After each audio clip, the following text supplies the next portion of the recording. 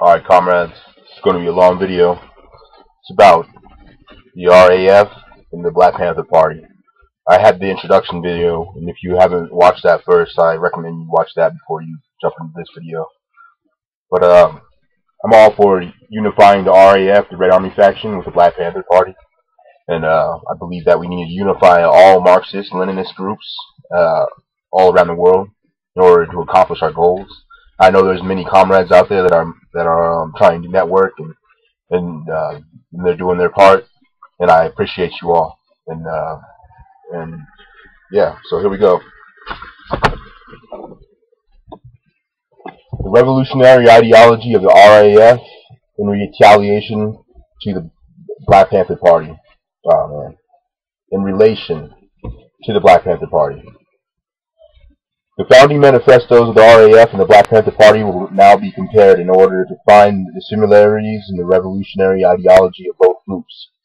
I will undertake the challenging task of interpreting the statements of the RAF to figure out their perception of the Black Panther Party ideologically, brothers in arms. Quote, in the eyes of the RAF, the Black Panthers became both a role model and a partner in what they conceived of as an international revolutionary struggle stretching from Vietnam, Africa, and South America, all the way to the industrialized countries of the Western world. Okay. It has been emphasized that this struggle is perceived with the ideological framework. The oppressed gain consciousness about their situation, embrace revolutionary Marxism, and eventually overthrow capitalist imperialism worldwide. In June 1970, a revolutionary pamphlet under the title Die Rot Army Aufrufen was published in the Left Underground newspaper. Quote, build up the Red Army. Did the pigs really believe we would leave Comrade Batter in the lurch for 2 to 3 years? Did the pigs really believe we would eternally fight with colored eggs against push sticks and stones against pistols, with Molotovs against MGs? Did any one of the pigs really believe we would talk about the development of the class struggle and reorganization of the proletariat without arming ourselves at the same time? Gandhi and Martin Luther King are dead. The bullets of their murderers, the bullets of Rudy, the bullets of Kuras, Dahlwitz, and Wetter have ended the dream of nonviolence. The one who does not resist dies. Berlin is an outpost of American imperialism. Our enemy and the enemy of South America, the enemy of the Japanese and the Vietnamese people, the enemy of all blacks in the U.S., the enemy of the workers in Berlin. The enemy is American imperialism.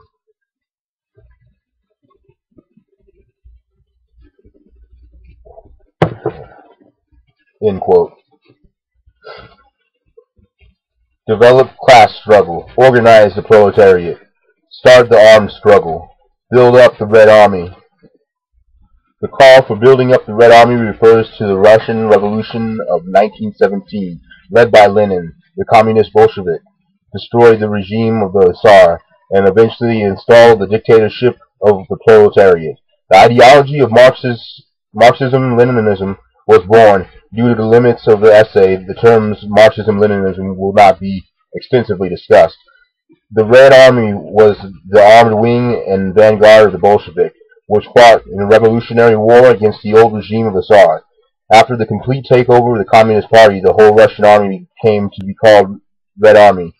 By referencing the Red Army, Meinhof intends to initiate revolutionary warfare against the capitalist state of Germany. Imagining the historical parallel reveals her objective to destroy the existing state to give way to the German dictatorship of the proletariat. For Meinhof, the contemporary political situation is to be seen through the Marxist lens. All of history is struggle, class struggle. Within a German historical context, the signifier Red Army evokes ambiguous associations. On the one hand, it was the Russian army defeating the Nazis alongside the Western Allies. Together they had freed Germany from Hitler and his fucked up regime. On the other hand, the Red Army had soon become notorious for the brutality applied on their occupational path to Berlin. Furthermore, the Russian, was now the ideological enemy, as the Cold War had installed a bipolar world with capitalist U.S. and the Western world facing communist SU and its allies. Meinhof turns his perception of the world upside down. Instead of fighting the Cold War alongside the American ally, a hot war to be inflamed in German cities to destroy American imperialism and instigate the final victory of communism. Meinhof, international perception of the struggle is obvious. Southern America, the Japanese, and the Vietnamese people, the workers of Berlin, and all blacks in the U.S. face the same enemy, American imperialism, sharing one oppressor as a common unifier under which all oppressed are equally suffering. Free floating associations and connections are easily drawn, especially when resistance is identified and absorbed within the Marxist-Leninist framework. Thus, the RAF is enabled to read the 10-point program of the BPP as a communist manifesto of the colonized African Americans.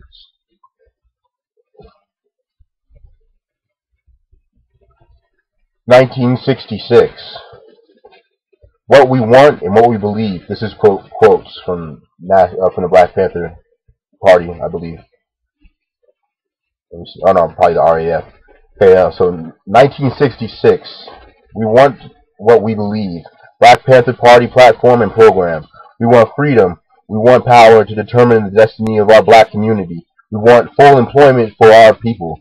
We believe that the federal government is responsible and obligated to give every man employment or a guaranteed income. We believe that if the white American businessmen will not give full employment, then the means of production should be taken from the businessmen and placed in the community, so that the people of the community can organize and employ all of its people and give a high standard of living. It doesn't sound too crazy to me. Alright. We want education for our people that exposes the true nature of the decadent American society. We want education that teaches us our true history and our role in the present day society. We want all black men to be exempt from military service. We want an intermediate end to police brutality and murder of black people. We want freedom for all black men held in federal, state, county, and city prisons and jails. We want all black people, when brought to trial, to be tried in court by a jury of the peer group or people from the black communities, all defined by the Constitution of the United States. We want land, bread, housing, education, clothing, justice, and peace. And as our major political objective, a United Nations supervised plebiscite to be held throughout the black colony, in which only black colonial subjects will be allowed to participate for the purpose of determining the will of the black people as to their national destiny. Yeah, and that's it for their aims and principles. The 10-point program first features the demands and then expresses the underlying beliefs of the party. The above quoted excerpt presents all the demands but only the beliefs in point 2 and 4. The original program ends with the Declaration of Independence, which is in response to the last man. And I'll be making a movie or a video where I go more in depth on the 10-point program and the Black Panthers' ideals and what they held to be truth in their eyes. So, let's see. Huey P. Newton and Bobby Seale clearly applied Marxist terms to the frame of the struggle and the oppressed African Americans means of production. Point 2. For the people in the community is robbery by the capitalists. Point 3. The housing and the land to be turned into cooperatives. Point 4. The common communist language enabled the RAF to ideologically appropriate the Black Panther Party, which Meinhof openly did in the founding manifesto, quotes, which featured a Black Panther alongside a Russian Kalashnikov, later the visual trademark of the group, end quote. By applying the Russian Kalashnikov, the RAF makes unmistakable clear that the means of revolutionary change are to be violent, and again the change ought to take place to the Russian manner. Did any pig really believe we would talk about the unfolding of the class struggle and the organization of the proletariat, and without arming ourselves at the same time? By placing these two symbols right next to each other, the RAF implies an inherent connection between the Black Panther Party and the revolutionary violence, and it is the path the RAF intends to follow. The emergence of the RAF came not out of the blue, but must be placed in the historical context of escalating violence on behalf of the state and the German student protest movement against it. The killing of Benno Onesword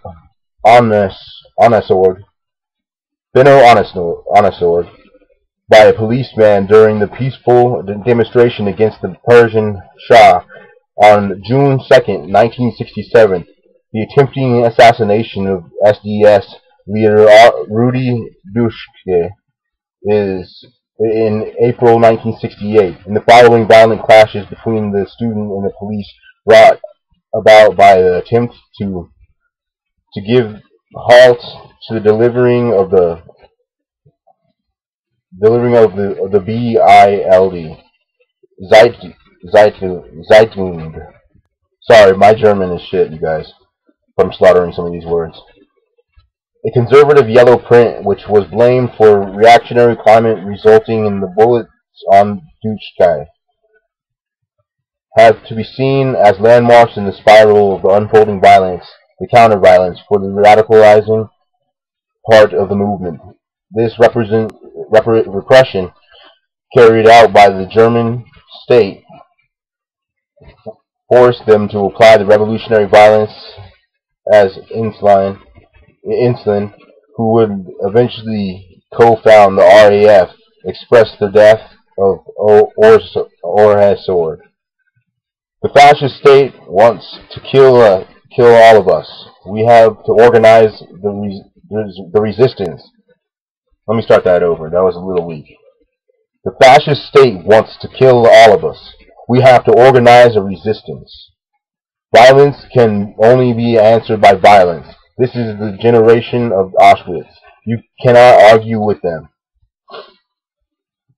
The radicalization of the German student proletariat movement was essentially perpetrated by another phenomena, the pressing desire to deal with the Nazi past, which was perceived as unresolved open wound of the German psyche on behalf of the students. This moral burden made the students view both the Vietnam and the African American freedom movement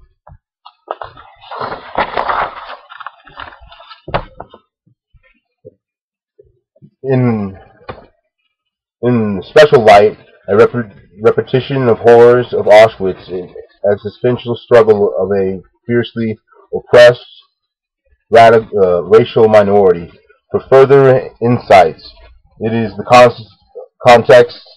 See Gassert, Steinweiss, Kunani, and Schneider out of the climate of the RAF into being. But okay, sorry guys. Out of the climate, the RAF came into being. But regarding the legitimacy of violence, it was not only the situation in Germany fostering this perception. Quote, Gandhi and Martin Luther King are dead. The bullets of the murderers, the bullets of Rudy, the bullets of Kuras, Dalwitz, and Wetter have ended the dream of nonviolence. The one who does not resist dies.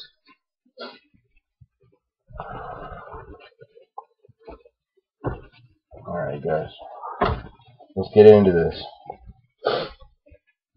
The founding manifesto of the RAF is reminiscent of the international bullets on the leaders of the resistance worldwide, which literally killed the ideology of nonviolence. The framework of the struggle is international, and means of resistance are to be violent. In the course of the existence, the Black Panther Party, who widened their initial focus from the African American freedom struggle to perceive it with an international context, the party organized the United Front Against Fascism conference in 1969, where a commitment to international class struggle was stressed and alliances with other revolutionary organizations abroad were fostered.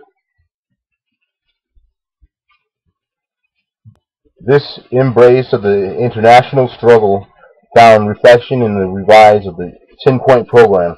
In most cases, oppressed people and oppressed communities were added to black people and black community, but there were not other changes. The issue of violence resistance had also become a more pressing one within the VPP, as the open display of weapons had caused many, often deadly clashes with the police forces.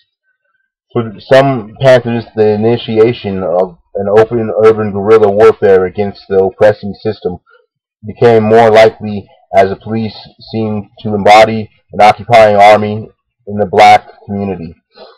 And I'm going to stop right there, because I believe that we can actually exercise our rights to bear arms in this country. And if we're a Red Vanguard and we band together, we can do exactly what the Black Panthers did back in the day: walk down the street with our weapons and show the world that we exist, us Marxist-Leninists. Okay. The developing radicalization of the Black Panther Party was perceived as legitimate and inspiring on behalf of the would become members of the RAF, especially after the explicitly mentioned assassination of Martin Luther King. The fact that the high acknowledged leader of the non-violent civil rights movement, which is a joke, non-violent civil rights movement, that didn't accomplish anything. Malcolm X is the one who did the most work. Okay. Civil rights movement fell victim to a violent climate in the U.S., made many people on both sides of the Atlantic lose hope in the potential for changing Western societies from within. Not drawn to violent resistance. In our first place, the symbolic death of the dream of nonviolence contributed to the radicalization of the later RAF members, who perceived the Panther philosophy of self-defense as justified and appropriate. Consequently, there are numerous references to the Black Panthers in the theoretical writings of the RAF, especially concerning its relationship to the masses in transition to illegality, as well as its use of violence. The first lengthy strategy paper of the RAF, Das Konzept Stadtguerilla, the urban guerrilla concept, begins the quote from Mao and ends the quote from prominent Panther leader Eldridge Cleaver. And one thing about the urban guerrilla concept, I have that pamphlet. I can send you guys the file if you need it. Alright. And they go on to quote, Either you're a part of the problem or you're part of the solution. There is nothing in between.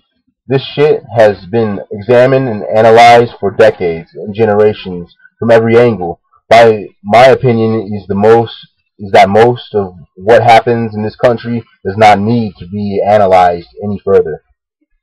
In the perception of the RAF, end quote.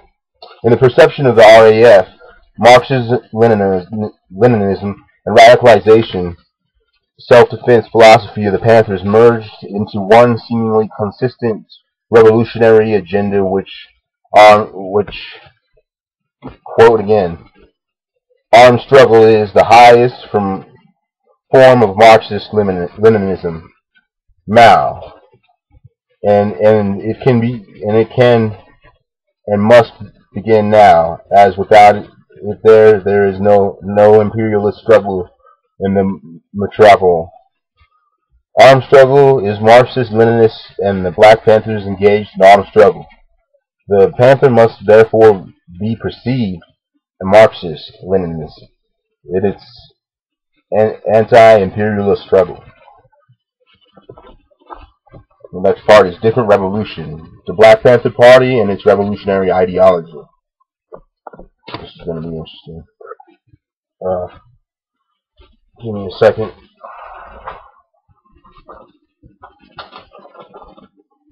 Alright. After having interpreted the Black Panther Party through the eyes of the RAF, the closer looks like a panther. Okay. Sorry, guys. Here we go. After interpreting the Black Panther Party through the eyes of the RAF, a closer look at the Panthers intends to figure out the meaning of the revolutionary platform. To contrast it with the concept of revolution and the RAF was built upon. I try to come close to the meaning of the platform of the Panthers by placing it within its political, social, and cultural context. Black people have been taught nonviolence. It was deep in us. What good, however, was nonviolence when the police were determined to rule by force? Huey P. Newton's words revealed an initial necessity that urged the founding of the Black Panthers to protect the African American community from police violence. In the first place, it were considerations of how to best guarantee the sheer survival of the community, and not the theories of revolutionary violence which guided Newton and Seal. As point 7 of their 10-point program demonstrates, we believe we can end police brutality in our black community by organizing black self-defense groups that are dedicated to defending our black community from racist police, oppression, and brutality. End quote.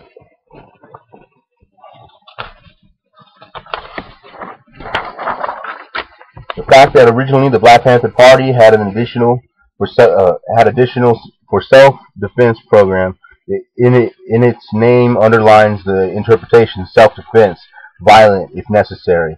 It is not perceived as automatically direct against the American system, but as a reaffirmation of its basic principles. Instead of attacking the Communist Manifesto in their 10-point program, Newton and Seal reminded, instead of attaching the Communist Manifesto in their 10-point program, Newton and Seal reminded their fellow countrymen of the essential revolutionary spirit of the American nation. In 1976, Thomas Jefferson wrote a Declaration of Independence, which justified the anticipated split from the English mother colony, as it had fallen short of meeting the needs of the American people. Quote, "We hold these truths to be self-evident, that all men are created equal, that they are endowed by the Creator with a certain unalienable rights, and among these are life, liberty, the pursuit of happiness,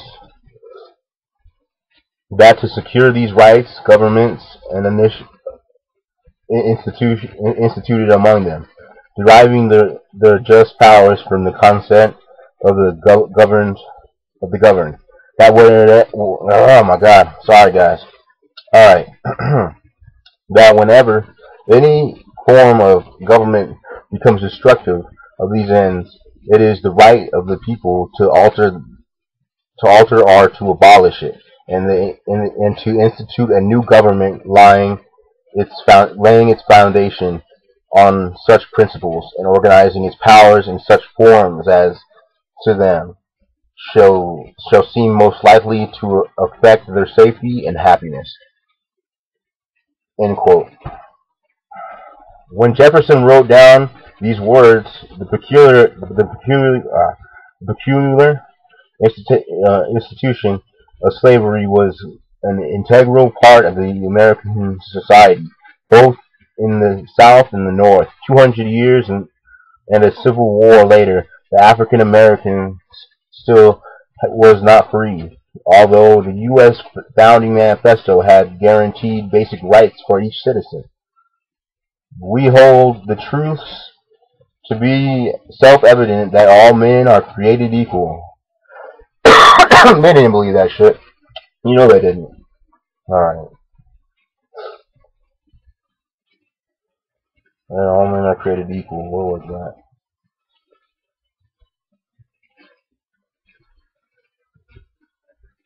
that? Okay. 1 second. I lost my spot.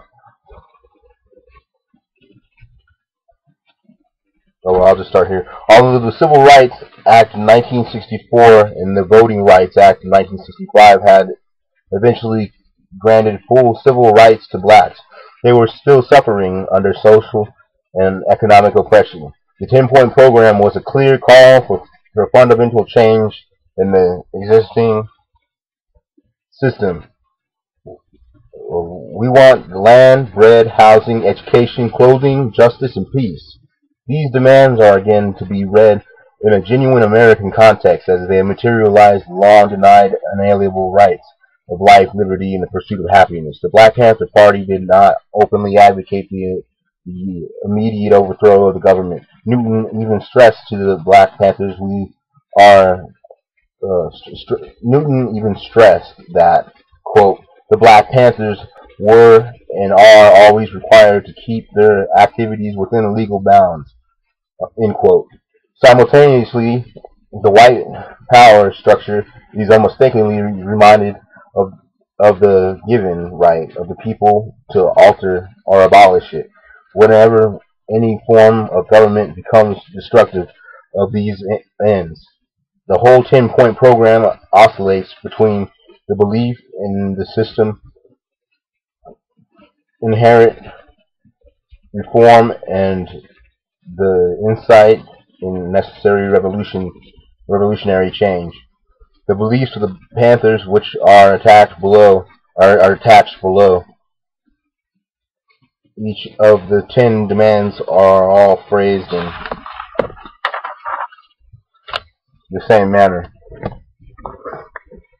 We believe quote, we believe that if the white American business will not give full employment, then we believe that the white landlords will not give decent housing to our black communities, then etc. On the other hand, if not, then clauses read like the final call for the white power structure to secure these rights of the African Americans. On the other hand, they read like a cynical commentary as the white man's government has so far the entire course of the American history obviously failed to grant African Americans basic civil rights and basic human rights. Reform the regime, change are possible. Regime change are possible in the Panther dialectic of revolutionary rhetoric, both perceived as potentials of the American Wisenheit.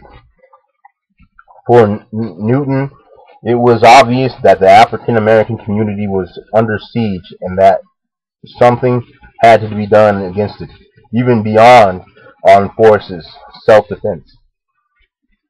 Grassroots community activism should reform the African American communities regarding their social, economic, cultural, and political situation. The most prominent of these activities was the Breakfast for Children program, as it was provided over lacking food for needy children and thereby helped to reinstall the sense of worth and dignity within them.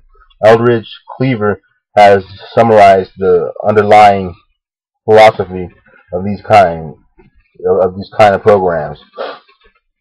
Quote, Breakfast for Children pulls people out of the system and organizes them into the alternative. Black children who go to school hungry each morning have been organized into poverty, and the Panther program liberates them, frees them from this aspect of poverty. This is liberation in practice. And I agree with that. Having a food drive is very effective. Even in Greece, those fucks, the Golden Dawn, they hold food drives, and they get more people to vote for them that way. And I believe that if we follow this doctrine of like the Breakfast for Children that the Black Panthers did, or what Golden Dawn is doing, we can get a lot more people on our side. I believe in organizing the food drive. So if you're interested in that with me, then go ahead and send me a message. But anyway, back to where we were. These initial brands of the Black Panther Party, armed with self-defense and social community action, can be most fruitfully made sense out of when placed in the context of Black Power. This slogan re-entered the political discourses through the SNCC leader Stokely Carmichael, but its origins trace back to the early 20th century. African American activists like W.E.B. Du Bois and particularly Marcus Garvey's philosophy of black nationalism.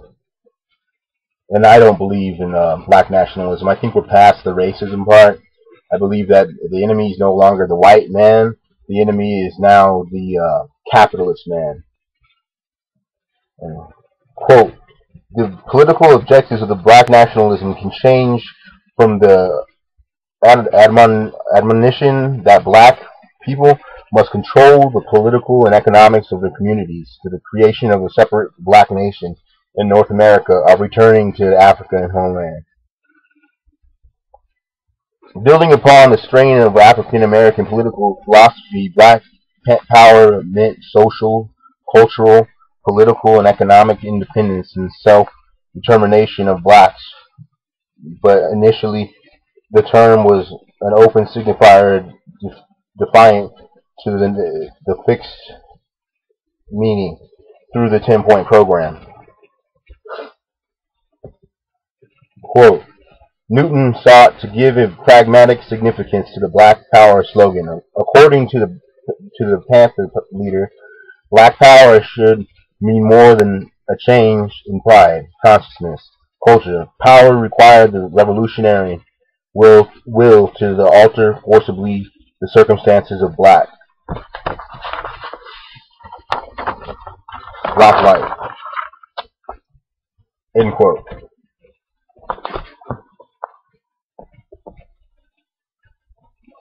As point one makes clear, we want freedom. We want power.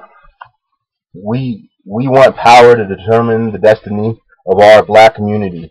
And in the daily practice of the Panthers, black power signifies community action designed to uplift the physical and psychological conditions of African Americans.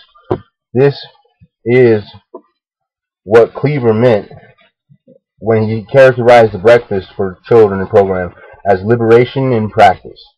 And that's what we need, is liberation in practice.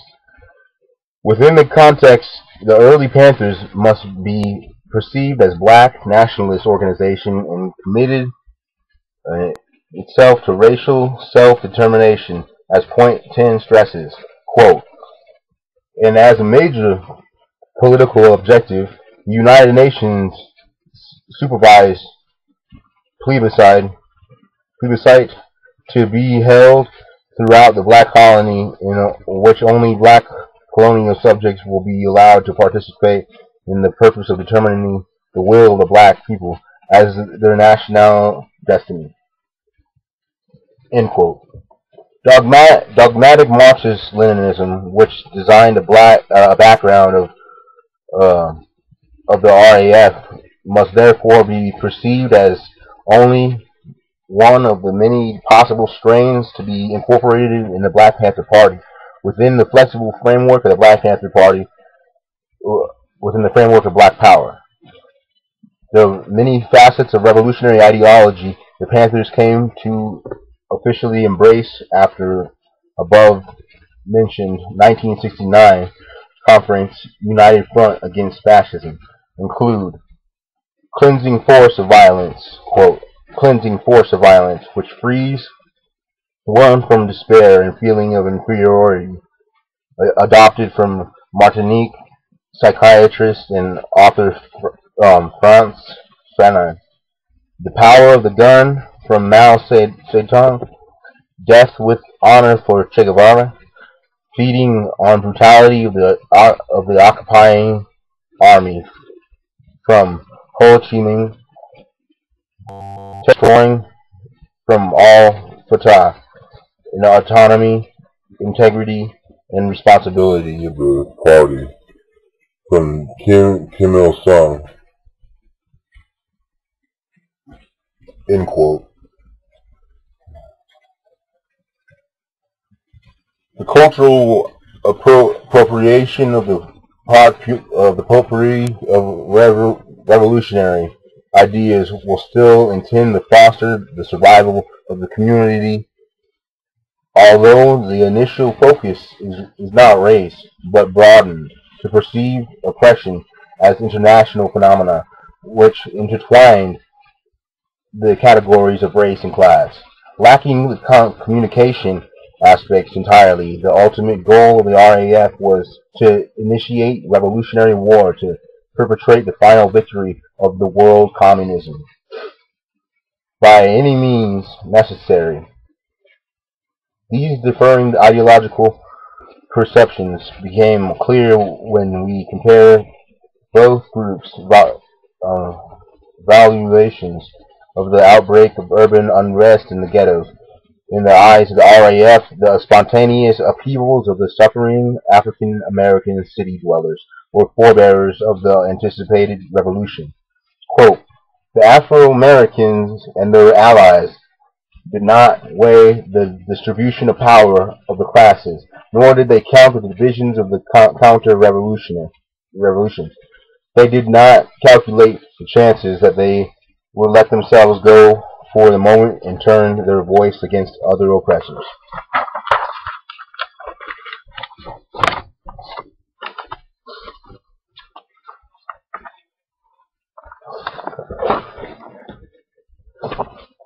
In the streets of Watts, they ignited the fire of the revolution, which will not go out there before final victory. You don't know what Watts is. It's Watts Franklin Square in California, in Los Angeles.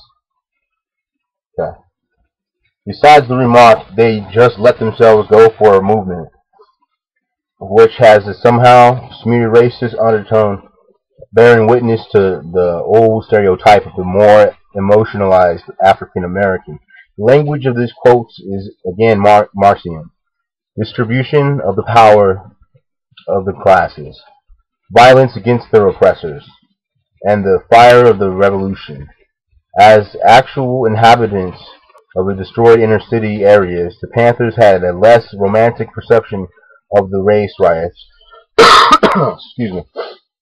race riots, which caused the death of many blacks and destroyed much African American property. By the end of 1968, the decade of racial upheavals had led to a total of 208 deaths and $792 million worth of property destruction. According to the Panthers, the rioters should have better calculated their chances, as spontaneous uprising were hurting the black community more than damaging the white power structure, which is true. well, in most cases, not all cases of rioting, but in most cases here in America, rioting, it's just destroying your own neighborhood, man. That's not gonna accomplish shit. With a strong focus, all right. But the strong focus on the community work was also subject to ideological debate within the BPP. One faction, led by Eldridge Cleaver, called for a re-education of the community programs to focus on revolutionary warfare. Instead, especially after the official doctrine, the party had shifted towards a more leftist and international perception of the black freedom struggle in 1969. This later Panthers must be perceived within the frameworks of revolutionary black nationalism, which had developed out of black nationalism. That's a little repetitive sounding. Okay.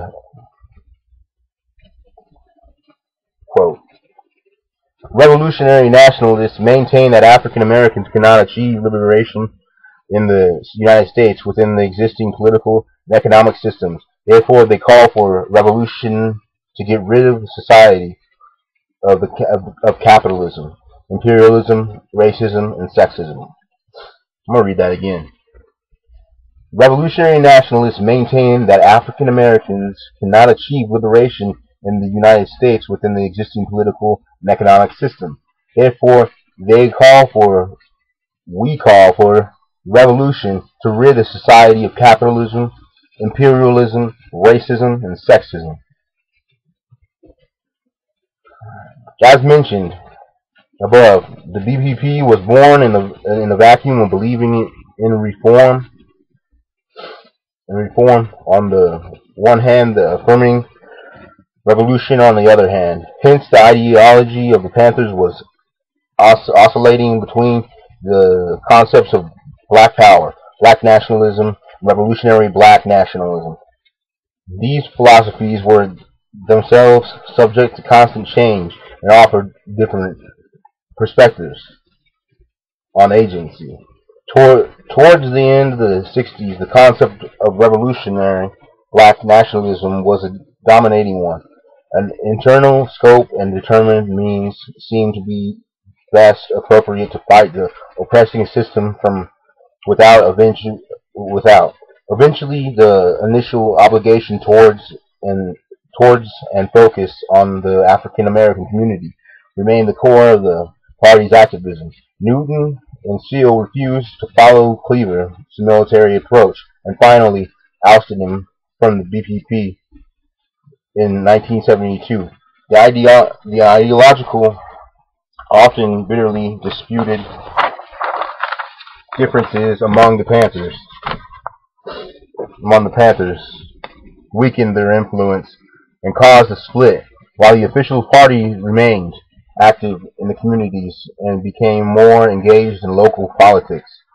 The reformers around Newton and Seal had not completely lost belief in changing the American system from within. The revolutionary wing built up the Black Liberation Army and went into the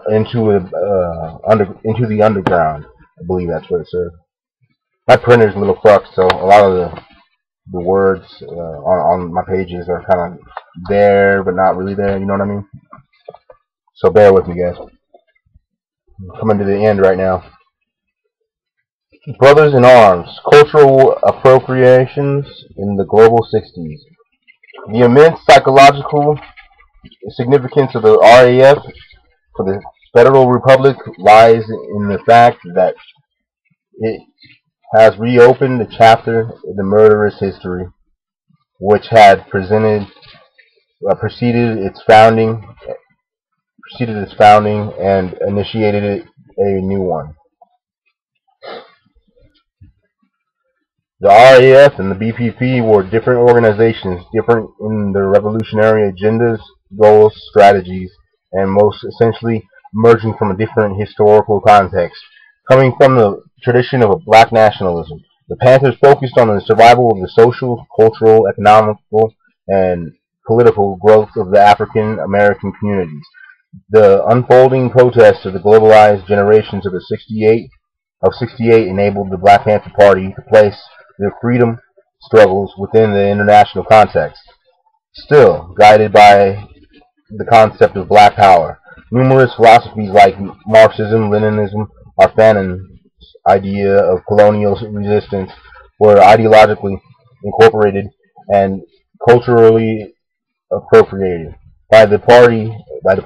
It was these later Panthers of revolutionary black nationalism which were perceived both as role model and partner in the common revolutionary war. The RAF to inflame the fact.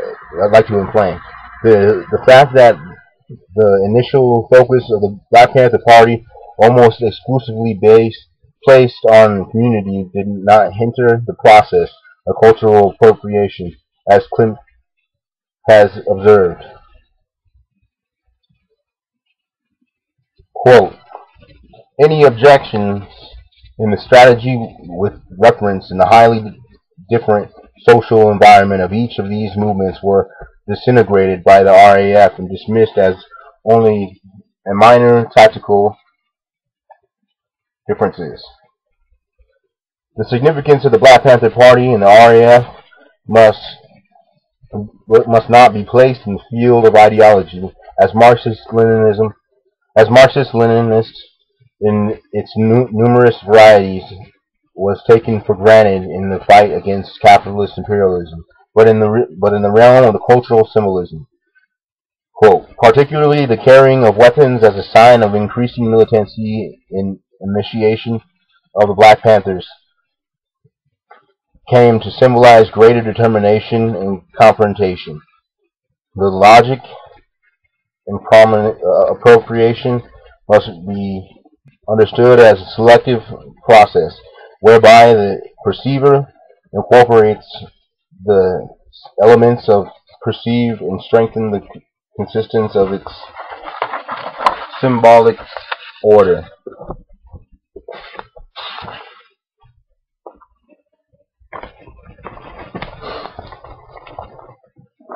An intrinsic catalyst of engaging the process of cultural appropriation and the aspiration to build up one's potential for agency.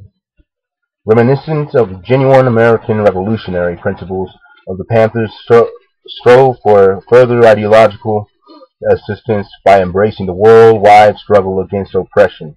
They reaffirmed their grassroots approach later on, which offered practical agency to the African American community. The RAF perceived everything through the angle of Auschwitz, which made them flee into the desert of ideology. The more radical, the easier cultural appropriations were made, and the ever-present nightmares of the Holocaust, which was aspired to be overcome, eventually erased all potential for agency. Quote, Murder is suicide is murder. In the final suicide orchestration of Andres Bader, Gudrun Ensslin, Jan Karl Raspe, and Ingard Mahler, the human return of Auschwitz condensed as agitating extermination fantasy of the later born, and the phantasmal reoccurrence of that violence, which became the negative creation of myth of the Second German Republic. In Stamheim, the founders of the Red Army faction turned with ostentation, desperate in simulating a faked reality against themselves, the historically suppressed potential for destructiveness whose returning yet all were frightened of. The origin of the myth that has later on been imputed on the RAF is to be found here, translated, obviously. End quote. As resistance against the system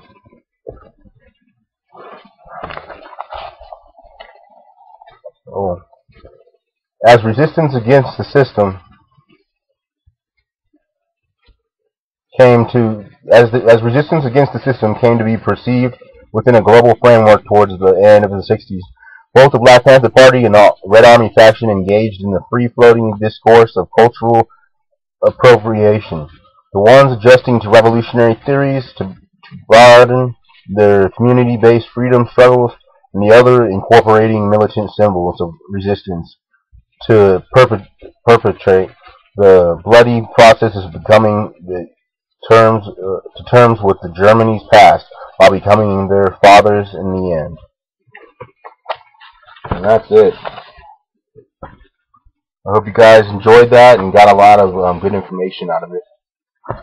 And you know, there's a lot to be said about the way things are run nowadays, and we can learn a lot from the past. We can learn a lot from these groups like the RAF and the Black Panther Party. That's why I promote them so much on my page. And I just want to know what you guys' thoughts are on the Black Panther Party, the Red Army faction.